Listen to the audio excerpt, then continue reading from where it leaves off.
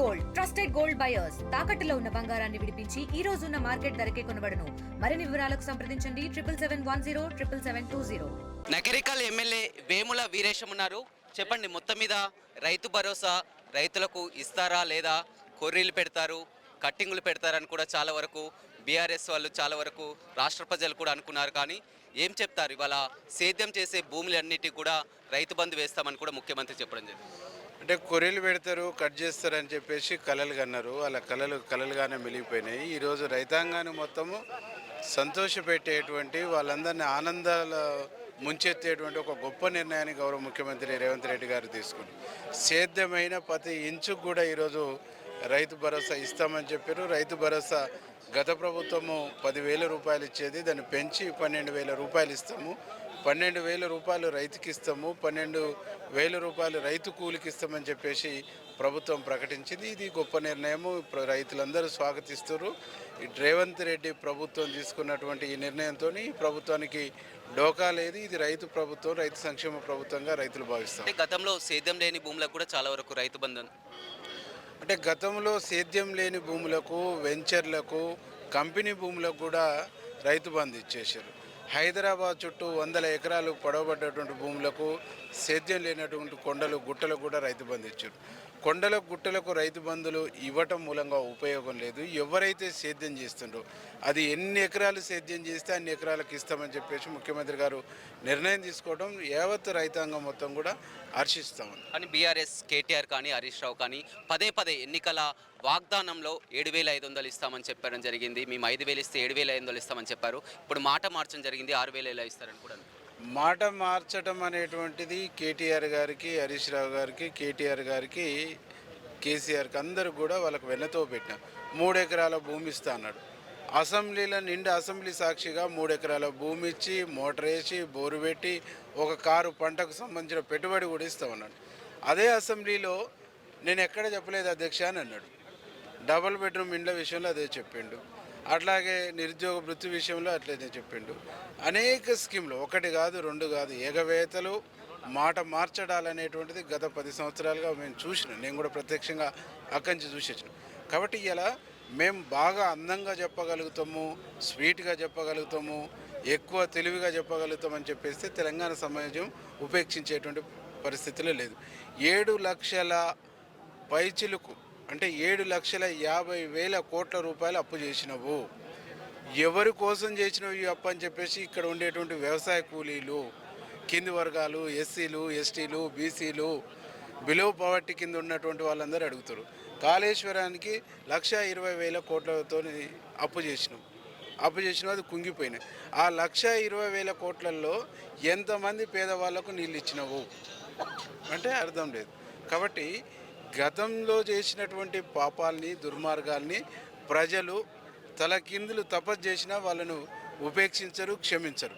కాబట్టి ఒక్క అబద్ధాన్ని అందంగా 100 సార్లు చెప్తే ప్రజలు నమ్ముతారేమో, ప్రజలు విశ్వసిస్తారేమో అని వాళ్ళు ఆరాటపడుతారు. వాళ్ళ ఆరాటం లాగానే మిలుగుద్ది. సంవత్సర కాలం విజయవంతంగా ప్రభుత్వ పాలనను విజయవంతంగా నడుపుకున్నాం. మరొక 4 ఏళ్ళు కూడా అద్భుతమైనటువంటి ప్రజల మనసులో ఏముందో అది చేయడానికి ముఖ్యమంత్రి రేవంత్ రెడ్డి గారి ప్రభుత్వం ముందుకు పోతాం. ప్రజలు ఏం కోరుకుంటారు, వాళ్ళ మనోభావాలు ఎట్లున్నాయి, వాళ్ళ మనోభావాలకు అనుగుణంగా నిర్ణయాలు తీసుకోవడంలో మా ముఖ్యమంత్రి గారు ముందు వరుసనే ఉంటుండ్రు. ఈసారి ఆయనే, మరి వచ్చేసారి కూడా ఆయన ముఖ్యమంత్రి. మరోవైపు చూసినట్లయితే కేటీఆర్ పై ఏదైతే ఈ ఫార్ములా ఏసీబీ కేసు ఉందో పదే వాళ్ళు చెప్తున్నటువంటి ప్రకారం ప్రభుత్వాన్ని ప్రశ్నిస్తుందనికే విధంగా కేసులు పెడుతున్నారు. తాను ఈ ఫార్ములాతో అంతర్జాతీయ ఖ్యాతిని, హైదరాబాద్ బ్రాండ్ అంబాసిడర్ని పెంచాను, కానీ ఇది కేసు నిలబడదని కూడా చెప్తున్నటువంటి. అంటే ఏది పెంచినా కానీ దానికి ఒక పద్ధతి అయితే ఉంటుంది, ఒక రసీదు మసీదు అయితే ఉంటుంది కదా. నాకు ఎమ్మెల్యే ఫండింగ్ వస్తుంది. ఎమ్మెల్యే ఫండింగ్ను 5 లక్షల వరకే నేను నామినేషన్ బేసిక్ మీద ఇవ్వడానికి స్కోప్ ఉంటుంది. 5 లక్షలు దాటితే దాని టెండర్ ప్రక్రియ ఉంటుంది. నువ్వు 50 కోట్ల పైచలకు డబ్బులు ఇచ్చేసినప్పుడు ఒక క్యాబినెట్ తీర్మానమో, గవర్నమెంట్ నుంచి ఏదైనా ఒక జీవోనో ఏదైనా ఇష్యూ చేసి ఇవ్వాలి కదా.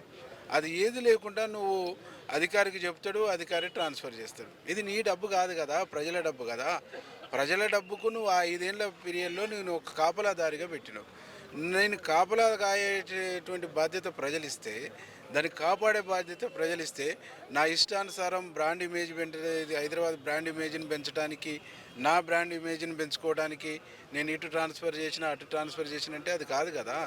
ఇతర దేశాలకు ఇతర ప్రాంతాలకు నువ్వు డబ్బులు ట్రాన్స్ఫర్ చేస్తున్నప్పుడు ఆర్బీఐ నామ్స్ ఉంటాయి. ఆర్బీఐ నామ్స్ అనుగుణంగా దానికి తీసుకోవాల్సినటువంటి పర్మిషన్లు జాగ్రత్తలు ఎందుకు తీసుకోలేదని అడుగుతావు. నువ్వు ఇట్లా చేయడం తప్పు కదా అని చెప్పేసి మాట్లాడుతున్నావు. నీకుండే రైట్స్ ఏంది, నీకుండే అర్హత ఏంది, నీకుండేటువంటి ఏ రైట్స్తో నువ్వు ఇచ్చేసినావు అనేటువంటిది అడుగుతావు. ఎవరు తరపున అడుగుతుంది? ఇది ప్రజల సొమ్ము, ప్రజలు కట్టిన పనులతో పోగైనటువంటి సొమ్ము. దీన్ని నువ్వు దారదత్తం చేసుకుంటా అంటే కుదరదు కదా. చట్టం ముందు ఎవరైనా చట్ట పరిధిలో చట్టానికి లోబడి మాత్రమే పనిచేయాలి. చట్టానికి లోబడి చట్టాన్ని అతిక్రమించినప్పుడు మాత్రమే కదా ప్రశ్న. దాన్ని ఎవరికి చెప్పుకోవాలి? ఈడీకి సమాధానం చెప్పుకోవాలి, దర్యాప్తు సంస్థలకు సమాధానం చెప్పుకోవాలి. గగ్గోలు పెట్టుకుంటే తిరిగితే మాత్రము చేసిన తప్పైతే మాఫీ కాదు కదా. కాబట్టి కేటీఆర్ అనేటువంటి వ్యక్తి హైదరాబాద్ బ్రాండ్ ఇమేజ్ని పెంచేటువంటి దాని పేరుతోని ఈరోజు అనేక రకాల తప్పులు చేసినాను, అన్నింటినీ నేను బ్రాండ్ ఇమేజ్ని పెంచినాను కాబట్టి అవి మాఫీ చేయాలంటే అది కుదరదు. ఈరోజు ఆనాడు తెలంగాణ రాష్ట్రం ఇస్తున్నప్పుడే ఆర్థిక శాఖ మంత్రిగా 91 నుంచి పనిచేసినటువంటి మన్మోహన్ సింగ్ ప్రధానమంత్రి అయిన తర్వాత పదే రెండు ప్రాంతాల మధ్య ఘర్షణతోని హైదరాబాద్ ఇన్కమ్ సోర్స్ దెబ్బతింటుంది, హైదరాబాద్ బ్రాండ్ ఇమేజ్ దెబ్బతింటుంది, హైదరాబాదుతో కూడుకున్న తెలంగాణ ఇస్తేనే ఆ బ్రాండ్ అట్ట బతుకుంటుందని చెప్పేసి మన్మోహన్ సింగ్ గారు కాంగ్రెస్ పార్టీ ఆనాడు తెలంగాణ ఇచ్చింది. అది కాదా బ్రాండ్ ఇమేజ్ని పెంచడం? నువ్వు ఈ ఫార్ములా రేసింగ్ పెడితేనే బ్రాండ్ ఇమేజ్ పెంచినట్ట. ఫ్లైఓవర్స్ కట్టిన రాజశేఖర రెడ్డి గారు, అది కాదా హైదరాబాద్ బ్రాండ్ పెంచడానికి? రీజనల్ రింగ్ రోడ్ తీసుకొచ్చిండు, శంషాబాద్ ఎయిర్పోర్ట్ తీసుకొచ్చారు, ఇవన్నీ బ్రాండ్ ఇమేజ్ పెంచడానికి కాదా?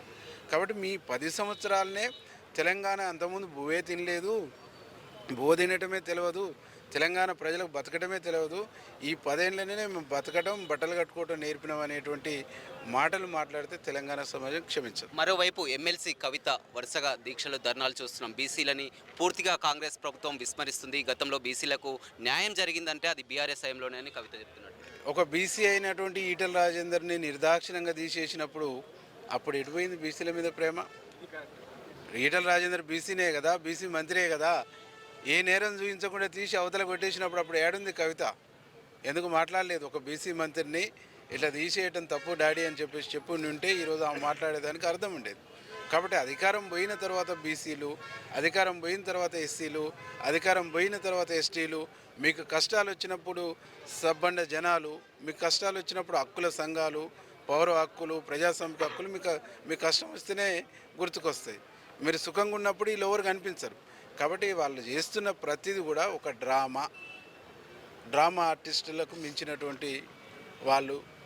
రైట్, చూడొచ్చు ఇవాళ మొత్తం కూడా రేవంత్ రెడ్డి తీసుకున్నటువంటి నిర్ణయంతో రైతులంతా కూడా సంతోషం వ్యక్తం చేశారు. గతంలో బీఆర్ఎస్ పార్టీ రైతు బంధు ఇస్తుందా లేదా అని లేనిపోని విమర్శలు చేశారు. కానీ ఇవాళ సేద్యం చేసే భూములన్నింటికి కూడా రైతు బంధు ప్రకటించడం, జనవరి 26 నుంచి కూడా రైతు బంధు ప్రకటించడం అంతా కూడా రాష్ట్రంలో రైతులంతా కూడా హర్షం వ్యక్తం చేస్తున్నారని నగరికల్ ఎమ్మెల్యే వేముల వీరేశం చెప్తున్నారు.